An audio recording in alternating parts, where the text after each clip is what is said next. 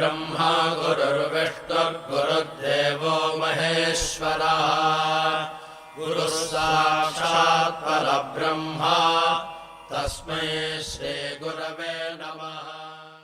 ശ്രീ സായിരാം.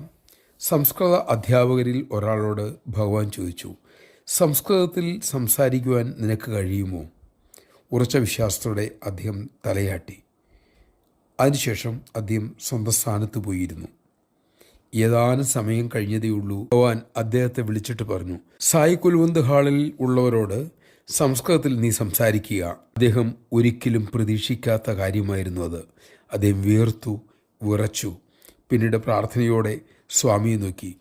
അപ്പോൾ കരുണാമയൻ ഉറച്ച സ്വരത്തിൽ അരുളി, ശ്രോതാക്കളോട് നീ ഇങ്ങനെ പറയുക, എനിക്ക് സംസ്കൃതം ഒന്നും അറിയില്ല, പക്ഷേ ഭഗവാന്റെ കൃപയാൽ ഞാൻ സംസ്കൃതത്തിൽ സംസാരിക്കാൻ തുടങ്ങിയാണ്. ഭഗവാന്റെ വാക്കുകൾ ഉള്ളിലേറ്റി അദ്ദേഹം അങ്ങനെ തന്നെ സദസ്സിനോട് കാര്യങ്ങൾ പറഞ്ഞു. അതിനുശേഷം അദ്ദേഹം 15 മിനിറ്റോളം അതിഗംഭീരമായി സംസ്കൃതത്തിൽ സംസാരിച്ചു. അതിനുശേഷം ഭഗവാൻ അരികിലെത്തി പാദനമസ്കാരമെടുത്തു. ജയ് സായിരാം. അഹന്തയെ അകറ്റാനായാൽ ഭഗവാൻ നമ്മിലൂടെ നന്നായി പ്രവർത്തിക്കും. നാം അറിഞ്ഞാലും അറിഞ്ഞില്ലെങ്കിലും നമ്മിലൂടെ പ്രവർത്തിക്കുന്നത് സായീശ്വരൻ തന്നെയാണ്. ആ അറിവ് ഉള്ളിൽ ഉണർന്ന് ബോധ്യപ്പെട്ടാൽ അതിനേക്കാൾ മറ്റെന്തുണ്ട് നമുക്ക് നേടാൻ?